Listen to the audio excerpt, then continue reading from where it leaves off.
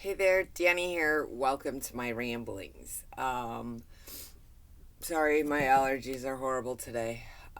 Yesterday I was at the doctor. Ended up having to meet with the neurologist.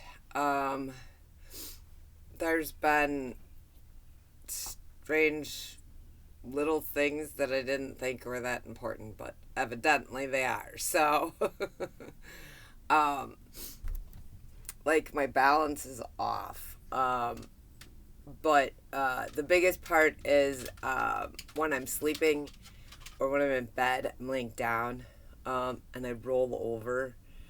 I get really dizzy in the spins really bad, but it doesn't last for very long. It goes away very quickly. But it doesn't happen when I'm getting up or any only when I'm rolling over in bed.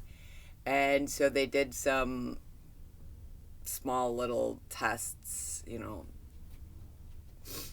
and decided that I needed an MRI and an ANS test, something to do with the nervous system, because my balance seems to be just slightly off. And then I started to get a slight pain in my right ribs a little bit. On the side, it kind of feels like pressure. Um, we're waiting on. They did. They did X-rays on that, so we're waiting to find out how that turned out. They think that I just may have bruised the ribs, because the seatbelt left a lot of bruising on me. I'll tell you that it sucks being in an accident, and the seatbelts and the airbags will beat you up pretty well, but they're gonna save your life. They really will. So uh, the seatbelt here, I'm not so bruised through here where the seatbelt comes down. There's like no physical, like you can't see any bruises, but it's very, very tender, where the seatbelt was all at. And then when you get down to the waist where the seatbelt goes across your hips, that bruised pretty bad. And they just think that that bruising may have gone up higher that we just weren't aware of. So they've taken that, and because my family has a history of ulcers, they're taking me off the ibuprofens. They said you've been on them too long. We can't keep you on them any longer. And the headaches that you've been having, ibuprofen can actually cause more of the headaches. So they've taken me off that. They've given me some new medication that I will be picking up today. Bless you, my. He's got allergies. He's got allergies too. He was given his morning medicine too. His hasn't kicked in either. So we're both kind of sitting here with our allergy medicines waiting to kick in. Anyways, so they think that maybe they know that there was a concussion from the impact and breaking the nose. What kind of damage there could be from that, they don't know at this point. So they're going to do some tests over the next few weeks or so when I got my appointments, and then we'll know more. I'm not going to be. I got appointments all the way up until the end of June for what I need to get done. So the likelihood of me getting out of here before July is probably not going to happen. They said that it's not uncommon a week or two after the accident for things to pop up. So pain's back. It's not as intense. It's not on the tailbone. It's on the side, which is kind of weird. But the medicine and everything else should help. So we're doing good that way. Found a car. Waiting for funding to hit my account so I can go pay for the car and finally be able to go do shit and get out of here for a bit. So I just wanted to touch base with you guys and let you know how things have been going with that, with the accident. It's a horrible thing. I've never been in an accident like this before. Most of mine's been fender benders. So anybody who's been through this, I am so sorry that you had to go through this. This is horrible. Although on a good note, they love me at the doctor's office. I am told that they wish that the majority of their patients were like me, because they said that I'm very patient and I'm accommodating and understanding. Well, I'm accommodating because I'm not working at this point, and they give me the rides to the appointments, so I can be accommodating. Once I start back to work, I can still be accommodating because, well, I do DoorDash, so I can come and go as I please. So for me, and like I said to them yesterday when we were talking, I said, well, I don't know this stuff. I've never been in this position before. You guys know what you're doing. You and the attorneys know what you're doing. So whatever you guys tell me that I need to do or I need to watch out for, or what my next steps are, I'm just following. I'm just following your guys' lead because I don't know what's going on. This is not where my education is. So I'm just following the professionals. Love all the people that I'm meeting. Kind of crappy that I have to meet them this way, but, you know, weirder things happen. So anyways, I don't even know what I was watching last. I was watching something on YouTube. It's more background noise than anything. But something on YouTube I was watching, and it talked about making a list of 10 things that give you pleasure or make you happy. And it's 10 things that you have right now. Now, that could be anything. Like for me, I put things like, I get to spend more time with my dogs right now because I'm homebound after the accident. I mean, I was feeling really, really, really bad because I was working anywhere from 9 to 11, 12 hours a day. And then I would come home in the afternoon and walk the dogs and get some lunch and everything. So it wasn't like they didn't see me all day. But the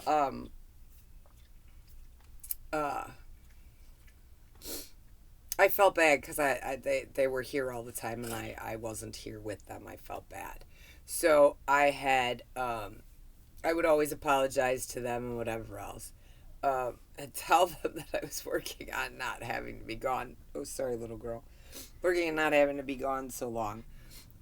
Needless to say, here I sit where I'm able to be here more. And I'm very thankful for it because I've enjoyed spending time with the dogs. They're all my babies. They're old.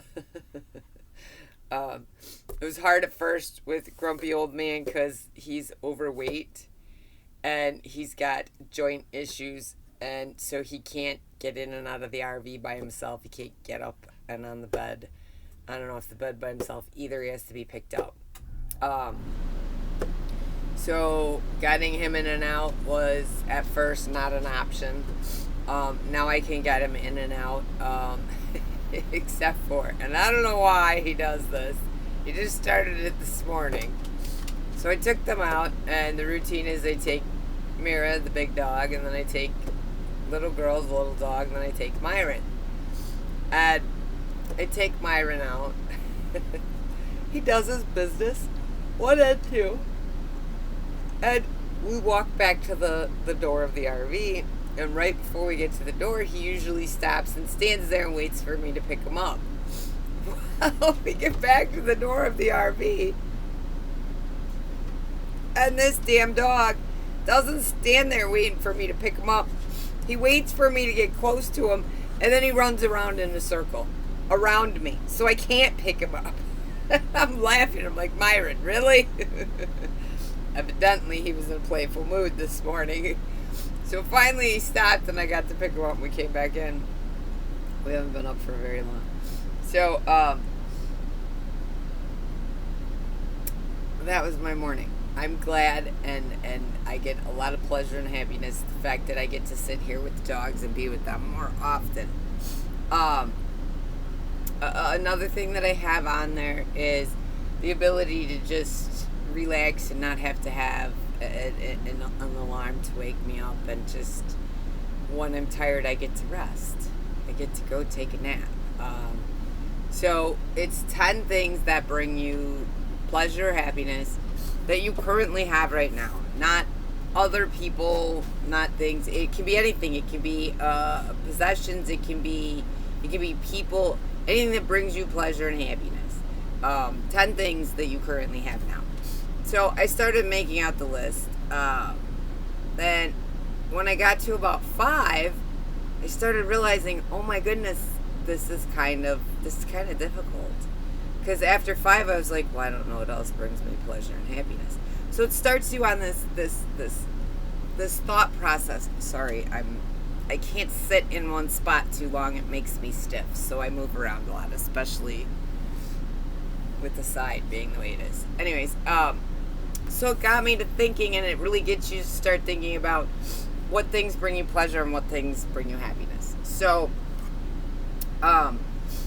today, your challenge is to make a list. Sorry. Sorry.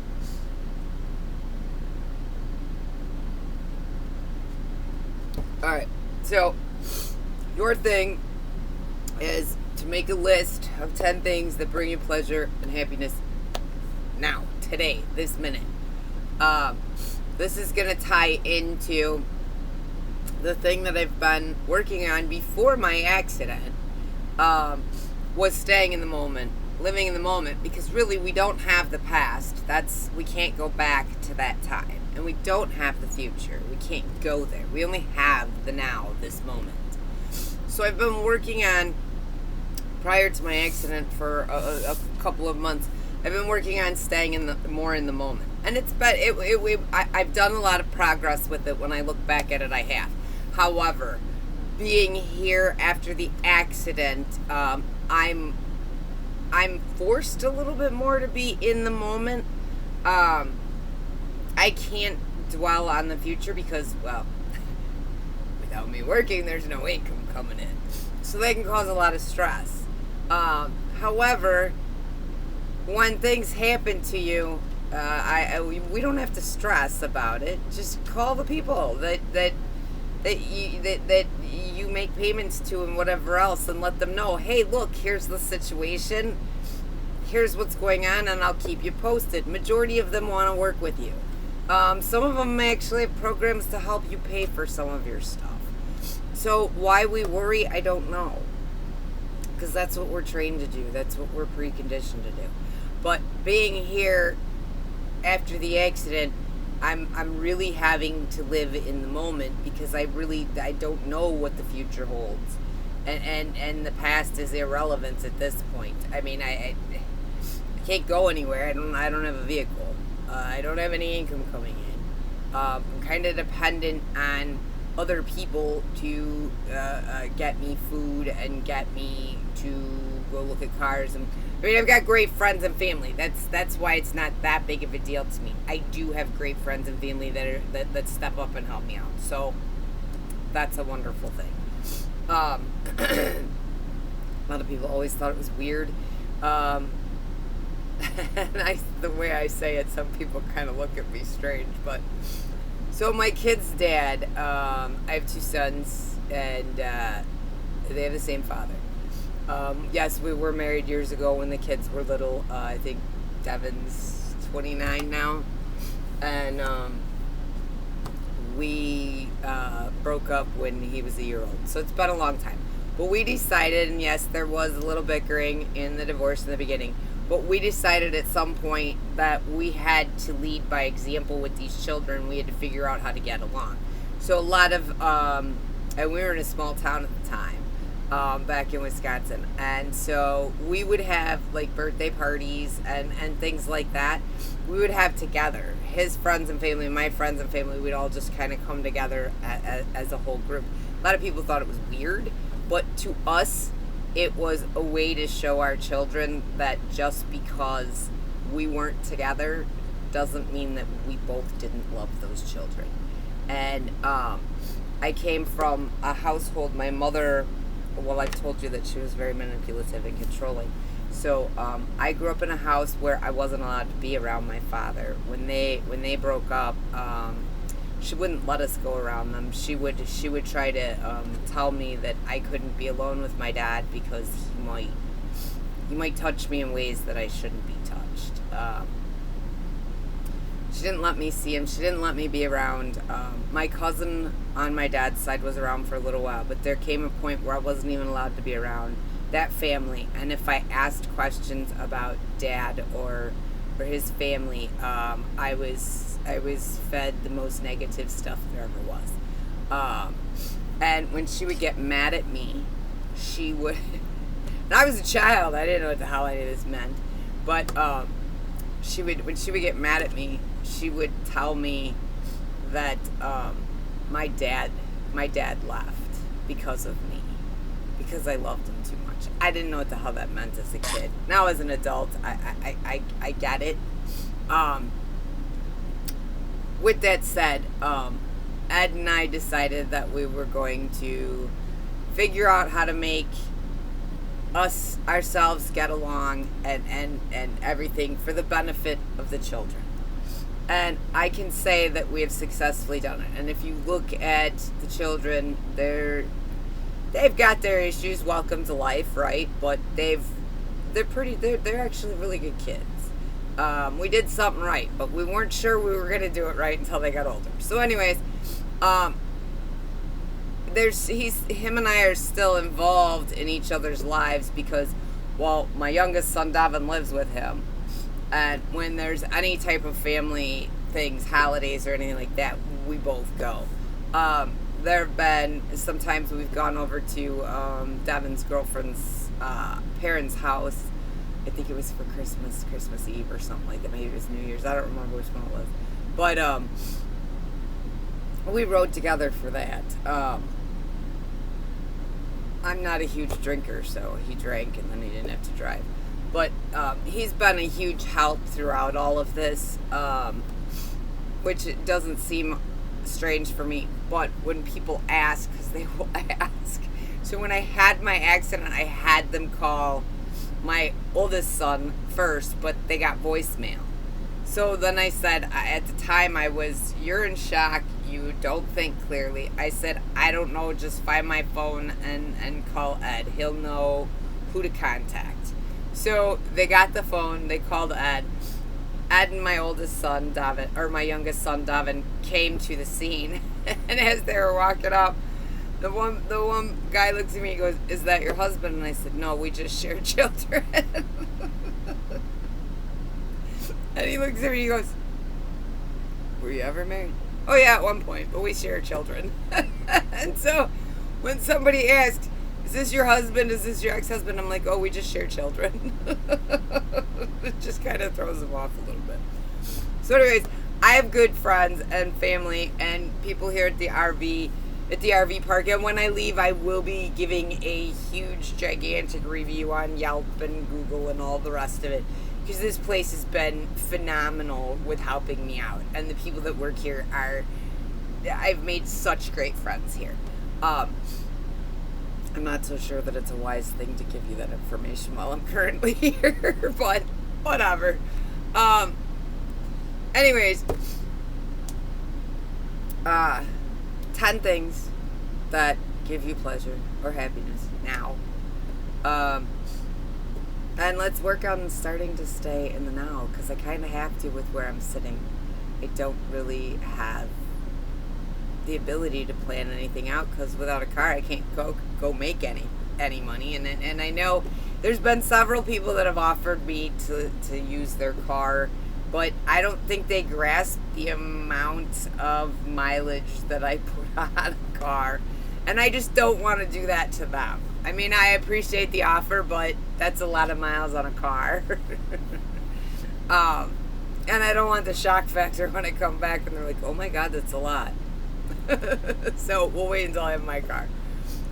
Anyways, the dogs I think are enjoying the fact that I'm here, and I'm kind of enjoying it. I've been digging through some of the stuff that I have of my mother's that I knew I wanted to keep and wanted to go through at some point, but I just never had the time to go through it. So lately, I've been digging through some of her stuff and seeing stuff. So that's been kind of bittersweet. Anyways, your challenge this week is to make the list of 10 things that bring you, that you have that bring you pleasure or happiness. Possessions, animals, significant other, kids, whatever brings you happiness now. Not in the future, not in the past, now. So we're going to start working more on staying in the now. With that said, I hope you have a great day. And I will see you guys in a day or two. Have a great day. Love you guys.